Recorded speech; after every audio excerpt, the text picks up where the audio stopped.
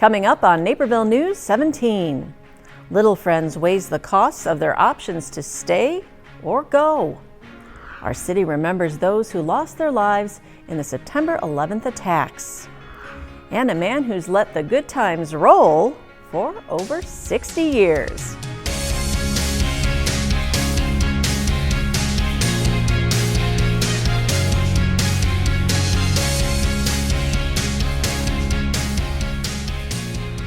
Hello everyone, I'm Kim Pierce. Thanks for joining us for this week's Naperville News. Little Friends won't be able to financially support its current location if it's forced to stay. Naperville News 17's Christine Lena tells us about a recent report on the property. Nearly $16 million is what it could cost if Little Friends was to stay in its current location in Naperville's historic district. That number comes from the facility condition assessment conducted by White & Company, the engineering firm the nonprofit hired to evaluate the cost of staying, renovating, or moving buildings on the 4-acre property. The cost estimates were just in excess of $10 million in terms of what we would have to invest in the property without any additional expansion. If we were then to expand and use some of the available space that we've got and build another, for example, 20,000 square feet, that would add another $6 million to the price tag. But Little Friends, which provides services for people with autism, would rather find a new home. They filed to demolish the 4 buildings on its campus in July in order to sell it and move to a new facility by next year. The process was stalled by a new amendment to the city's historic preservation ordinance, which requires a third-party analysis before any building is removed in the historic district. Best case scenario would be that we were allowed to move forward and sell our property and to be able to move to new facilities. Sadly, the need for what we do is growing, and we've outgrown the facilities we have. Another option the group analyzed was renovating and relocating the historic Kraler Mansion to create a ready-for-sale mega mansion residence. But that would come at a cost of at least $3.9 million. It's outlived its useful economic life. To renovate it is so substantially cost prohibitive to us. It's not something that we can do, nor in offering it to other entities. No one's wanted to take it and move it. We've offered that as well, and that's not been something that, to this date anyway, no governmental entity has said, okay, I want to do that as well. Now the organization waits for the city to complete its own assessment, which city staff says won't be done for another few weeks. Reporting for Naperville News 17, I'm Christine Lena. Both assessments will then be presented to the Historic Preservation Commission, a meeting date for which has yet to be scheduled. The settlement agreement between the City of Naperville and Naperville Unit School District 203 with the Walgren family has been approved. Under the terms of the settlement, each group will pay the Walgren family $125,000. The District 203 board passed their part in the agreement after Naperville City Council had approved theirs on September 3rd. The Walgrens filed a wrongful death lawsuit after the death of their 16-year-old son Corey in January of 2017. Corey died by suicide not long after being questioned by school officials at Naperville North without his parents present. The agreement states that neither the district nor the city would be seen at fault. There's a new study coming to District 204, focusing on new residential developments and their impact on student enrollment and finances. Naperville News 17's Christian Kenazal tells us more. Recent residential developments in Aurora and Naperville have prompted District 204 to look at each city's ordinances on generation tables and impact fees. In layman terms, a generation table calculates the number of students coming from a home based on the number of bedrooms. Impact fees can vary based on the type of building. For instance, a house will have a different impact fee than that of an apartment. Indian Prairie School District 204 officials said Naperville's generation tables haven't been updated in over a decade, causing its calculations to be off. For instance, if we're getting impact fees currently at about $200,000, but in reality that should be close to $800,000 or $1 million, we could potentially have been losing out on millions of dollars over these past 10 years for our district. Is that correct? Is that a fair statement? That is a fair statement. The City of Naperville recently approved the 285-unit apartment complex at City Gate Center. Their table suggests that would add about 22 students, with an associated impact fee of about $165,000. But District 204 disagreed, saying the complex would generate nearly 113 students with an impact fee of roughly $846,000. School officials said current generation tables aren't only hurting the district, but also families who are left making up the cost. If we had 1,000 kids come into the district and we had no impact fee, no property taxes from that development, it would drive down our spending per student. We would have to do even more with less. The study will be important as over 80% of the district's revenue comes from local sources. D204 has hired RSP and Associates to conduct the study, which will be performed throughout the fall and winter. For Naperville News 17, I'm Christian Canizal. RSP and Associates will take their data to city staff from Aurora and Naperville. If they agree with their findings, it will be presented to each city council for their approval. North Central College has a new lab for its undergraduate engineering students.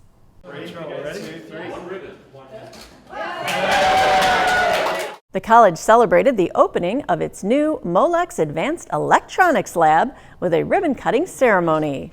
North Central partnered up with Lisle-based electronic connectors company Molex to deliver a lab with 28 student workstations.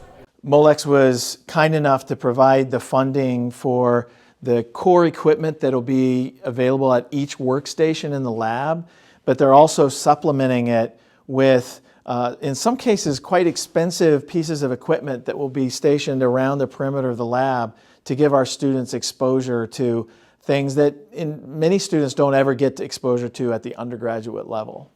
Some of the things students are exposed to include electronic testing equipment, learning all about high-speed signaling, power management and controls, and more. Our program is very heavily involved in robotics and automation, so the students have to understand the performance of motors, communication systems, and so forth. So think high-speed digital communication, high power, those types of things. And while they're busy working away in the lab, students will also get the chance to work side by side with Molex employees as they mentor the future engineers. The Molex Lab is North Central College's latest project to help expand its engineering program. After the break, a permanent display to remember those who died in our nation's worst attacks. Timing is everything, especially when it comes to your business. Whether you're ready to start up or expand out, running a business is challenging. You deserve a trusted partner. At Busey, we tailor our approach to your unique needs and help you navigate financial decisions, achieve your goals, and realize your dreams of success. Your dreams shouldn't wait. Busey, your dream, our promise. We tell everybody's stories big and small. Everybody's story matters to us, and it comes in a variety of shapes and sizes, and that's what makes it so special. We don't always need a big story. Sometimes we want a story that makes us laugh. Sometimes we want a story that we relate to. Sometimes we want to cry with that story. But more importantly, we want to hear the stories about our people in the community.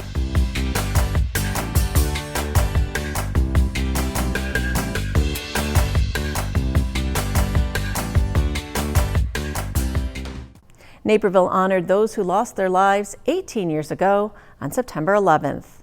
Naperville News 17's Casey Krajewski takes us to the ceremony. There's a hole in the world tonight. Songs and speeches rang through the air at the Schanauer Memorial on the Riverwalk as Naperville commemorated the 18th anniversary of the September 11th attacks. The memorial was one of the first 9/11 memorials in the country, dedicated on September 11th, 2003. It is named after Naperville native Commander Dan Schanauer, who was killed in the Pentagon attack. The service's featured speaker Chuck Johns told the story of how Naperville rallied after learning of Commander Schanauer's death. The idea rapidly grew into a memorial for Dan and all the other casualties of the terrorist attacks. The creation of a lasting reminder of a dark page in the history of our nation and our city. In the best tradition of grassroots democracy, an informal committee of citizens came together to make the concept a reality. People of all ages came out to witness the ceremony. Naperville Fire Chief Mark Pucknitis discussed the importance of young people in carrying on the memory of that tragic day. The importance of remembering what 9/11 was all about, not for the tragedy, but more for the way it brought our nation together. Many of you remember that after 9/11, we really came together as a country, as a people, as a community. We put all of our differences aside, and we joined together as one. Shanauer's mother, Pat, attended the ceremony and laid a wreath of flowers at the monument with the help of police and fire officials. She echoed Pugnaitis' thoughts that young people have lessons they can take from the events of that day. I think I would want them to remember that people give their lives for others, and that they then have a responsibility to do something worthwhile with their own lives. For Naperville News 17, I'm Casey Krajewski.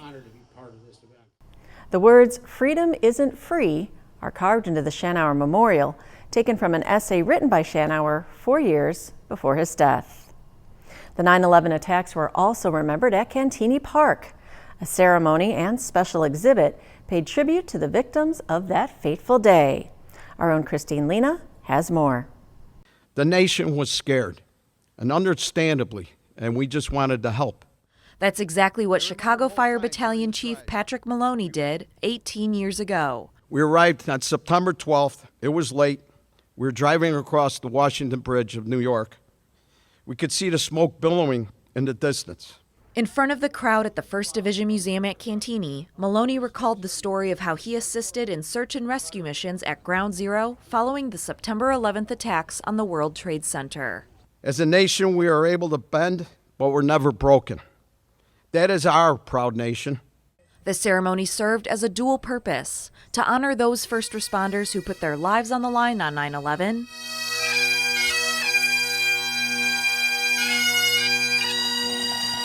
and to dedicate a special edition to the museum, 2 beams from the World Trade Center. We're looking for alliance between Cantini Park and the 1st Division Museum's mission with those that served as first responders and then also as veterans. Visitors were invited to tie ribbons of remembrance to the display, offering a moment to recognize a day that changed our nation forever. I think of that day and, the people that lost their lives that day. I just don't want to forget. And to have a piece of that, I know it's just a piece of steel, but it's way more than a piece of steel. It's honoring those that lost their lives that day. So it was important for me to come out and to be a part of this. And the home of the brave. Reporting for Naperville News 17, I'm Christine Lena. The World Trade Center beams were actually acquired by the museum in 2012 and were displayed several times indoors before now becoming a permanent outdoor exhibit. Fair Lady Productions has been recognizing influential women in the Naperville community since 2012, and they recently named this year's honoree. Congratulations to Karen Jarczyk, 2019's Fair Lady. Jarczyk has worked at 360 Youth Services for 37 years and serves as the prevention director. She embodies the qualities the award has sought to honor since it began 7 years ago. Well, it's just an awareness of how much work people do in this community that sometimes is unrewarded or unrecognized or not known. These are ladies that truly have an impact in this community, and if you watch them, you can learn. Though she said she felt pride in being recognized, Jarczyk felt her award should celebrate everyone who's helped her along the way. I'm just so clearly aware of how many other people in our community, in my mind, do such fabulous things. And also that the only way I got here today is by working closely with so many amazing people. Several former recipients of the award were in attendance to show support and appreciation for Jarczyk. Jarczyk is responsible for some of 360 Youth Services' most successful programs, like Naperville Operation Snowball. Coming up, a program at the DuPage County Jail offers some inmates a clean start. Welcome back to the game show, Who Is It? Today our contestant Sally is in the process of figuring out which one of our panelists is the real Crime Stopper. Sally, you have one more question for each panelist, then you will need to decide. Number 1. When I call Crime Stoppers with the tip, do I need to leave my name? Absolutely not. You remain anonymous. Number 2, if my tip leads to an arrest, what's in it for me? A cash reward for up to $1,000 for one thing. And number 3, what is the Crime Stoppers tip line? 630-420-6006. So who is it? Oh, sorry, time's up. Sally, we need your decision. Who's the real Crime Stopper? They all are. You're right, but how did you know? 'Cause I'm a Crime Stopper too. The Naperville Park District's Park Meadow project aims to convert turf grass to low prairie grass to better manage stormwater runoff. But not all residents are happy about it. Naperville News 17's Casey Krajewski has more. Buttonwood residents say their neighborhood park is a hub of activity. There is such few areas in Naperville to just freely play. It's just a great place that we all meet. We're all passionate about it. We all obviously care about it.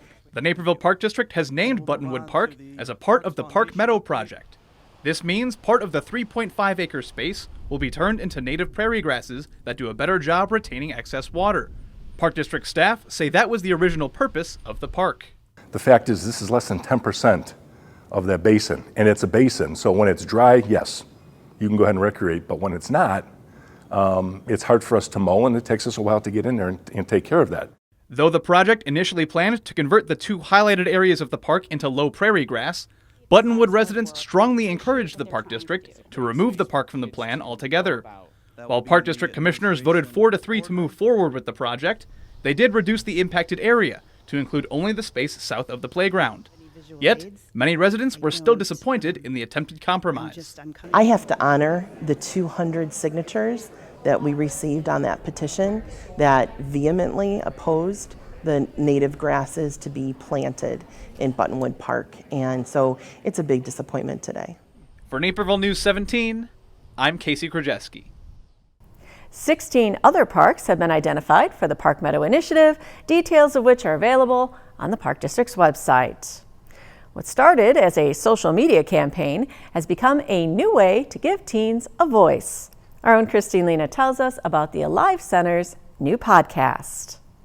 The Teen Table is the Alive Center's latest initiative, getting students to express themselves through a new medium. I was really looking to just kind of do more and outside of school that really invests in myself and my own personal interests. And Kishore happens to know the founder of the Alive group, found out through that they were making a new podcast studio. The fact that Alive had this opening and kind of wanted us to be a part and kind of starting the whole podcast, it really opened the opportunity for us because we had the idea, but we needed the space, we needed the technology, and to get that all on our own in some external way, that would have been very difficult. With a helping hand from a Best Buy grant, Alive is building a podcast studio to allow teens like Andrew and Kishore to get behind the mic and talk about their interests. While their series won't launch until early October, the Teen Table has another that's already online. Hi, welcome back to the I Am Enough podcast. I am your host for today, Alyssa, and today's topic is body image. It all ties into Alive's I Am Enough social media campaign, which kicked off this summer. It features online messages along with the podcast to promote teen self-worth. With this being teen-led and teen-driven, we really want this campaign to be relatable to teenagers and to show that, there are other people here at the Alive Center that can help them with figuring out who they are and discovering that they are enough and that they're worthy of loving themselves. They've liked it so much that now the nonprofit is encouraging more students to bring other ideas for series. What I see the future of this podcast being is being able to expand into many topics and eventually monetizing the podcast so that it brings in more money for the Alive Center itself. Expanding the way teens can lead with their voices. Reporting for Naperville News 17, I'm Christine Lena. The message of I Am Enough will carry on through the Alive Center's Walk for Life event that takes place on September 29th. The DuPage County Jail's new program will give inmates skills and experience they need to land on their feet after serving their sentence. Our own Christian Canazal tells us more about it. Second chances for inmates are hard to come by, But for a few at the DuPage County Jail, getting one will be easier thanks to the janitorial work program. The 6-week course, completely funded by a grant, gives 8 low-risk inmates around 140 hours of learning, with about 20 in the classroom and the rest from hands-on training. The program is aimed to help inmates transition from jail life to work life. You know, that's why they call this a correctional facility, is we're here to correct people, not just mushroom them, warehouse them, feed them. Our mantra here at the jail is hope and purpose. That's part of our vocational plans, like what we like to call it, because that's what you need. You need to have some hope or purpose if you're going to succeed outside after jail life. Inmates use what's called the Kivac cleaning system. The high pressure water from it brings up the soil, and then they use this vacuum-like suction device, cleaning and sanitizing the cell in less than 3 minutes, all while being hands-free, which prevents the inmates from being on their hands and knees. Recent graduates of the program say it helps with their sense of accomplishment and seeing themselves in a different light. Unfortunately, I'm in jail, but I still achieved a certificate, and it helps me just my overall personality, myself.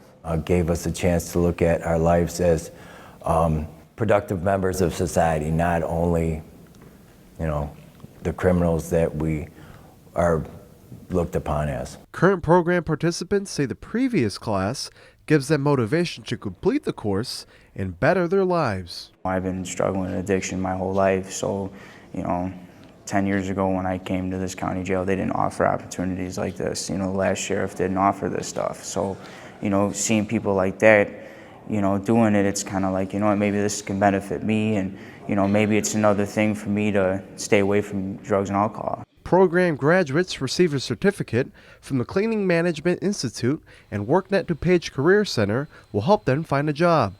They'll then check in with inmates for a year if they land a career, so hopefully they'll never go through jail doors again. For Naperville News 17, I'm Christian Canizal. The DuPage County Jail also offers inmates a welding and culinary course, and they hope to offer female inmates a design art program in the future. Up next, this sport fan's hobby will have you shaking your head with amazement.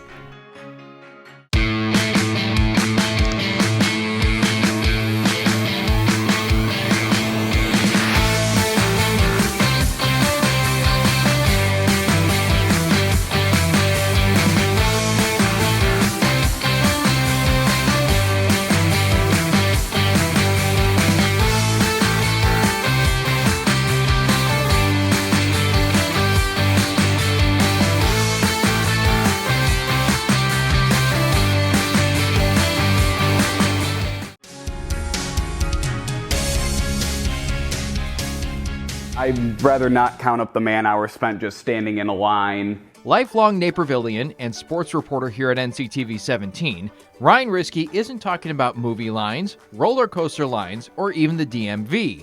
He's talking about lines into sporting events to ensure he gets his hands on yet another bobblehead. The Cubs are really bad.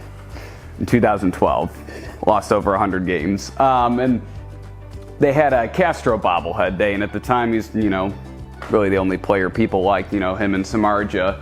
So I wanted to go get that, so I got that, and then I just kind of started looking at promotion schedules after that for the good bobbleheads, and ever since I've been to almost every single bobblehead game. That has led to a staggering collection. Risky estimates over 120 bobbleheads he has picked up at stadium gates over the last 7 years. The ones up on the mantle right here, just the ones that are currently on my shelf. Crawford, obviously my favorite athlete. The temptation to sell some of the giveaway items is strong. Yes, when you see a lot of them going for over $100, yes. But each has a story and sentimental value along with that monetary value. Right here is actually probably the most valuable one and my favorite, the Final Out bobblehead, featuring Bryant and Rizzo, and then a blue W flag. That one was selling in between $150 and $200. That's a pretty penny to pass up, but after hearing the story of endurance to get it, makes it clear there's a reason it remains on the mantle. So I knew it was going to be a hot bobblehead, so I waited about 2.5 hours in line for a game in May to wait in a torrential downpour. Right before the game started, or right before the gates are going to open, they called the game. So then it was made up in July on a day that it was 100 degrees out. Waited another 2.5 hours and finally got it. And while they have accumulated, so too have the memories, precise ones of that. I just remember, I associate, game by bobblehead, and there was one year, I forget the year, it was Teuvo Teravainen's first full season with the Hawks, and he had a bobblehead day, and the Hawks were losing 4-0 at the end of the first period. The recall is astounding, considering the fact that Risky doesn't keep score during games or revisits box scores to refresh his memory, though he was on hand in a professional capacity for a pair of those bobbleheads. These were the giveaway at the 2018 Illinois High School Hockey State Championship. I was there with the media covering the Wabanzi and Mattia Co-op, the Warriors Hockey Club. They were playing BGHW. After 24 years, Risky is set to leave Naperville, taking a news and sports reporter job with WHBF in the Quad Cities. Some of the bobbleheads will come with, others will have to be left behind, to which Risky jokes, "My mom's debated on charging me rent to house them." Even with his address moving 2 hours away, the Lions will continue to call Risky's name, with more promotions already circled on his calendar. Reporting for Naperville News 17, I'm Kevin Jackman. And if you have an idea for a sports story feature, you can let us know at newstips@nctv17.com. If you head to the Aurora Skate Center, you might find a man who's been on a roll for over 6 decades. Naperville News 17's Aisha Ashley Hausa takes us into the rink.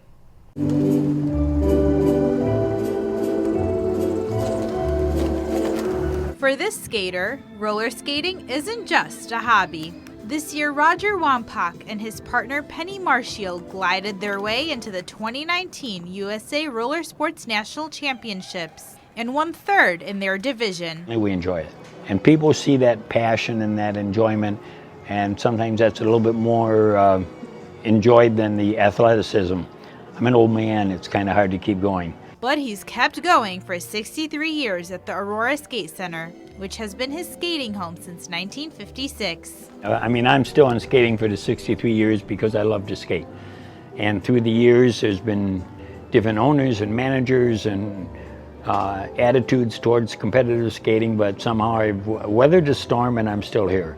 And I've been here longer than anyone, and it's my passion. I enjoy skating. He rolled his way into the skate center the first time after getting skates for Christmas. My sister took me skating for my birthday because her boyfriend worked at the skating rink and he could even skate backwards. Wampak learned to do more than just skate backwards.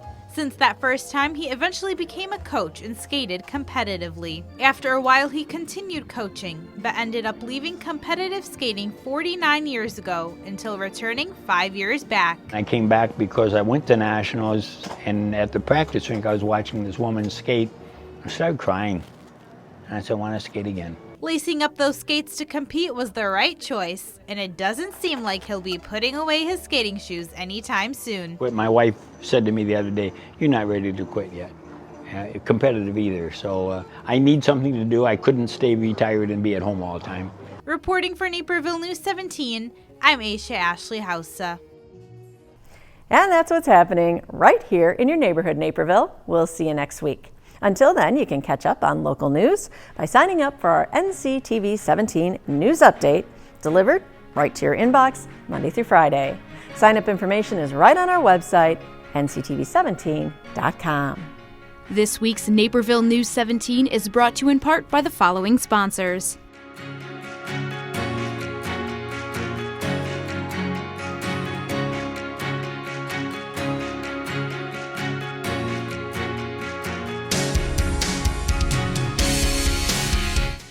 This program is partially funded by a grant from the City of Naperville.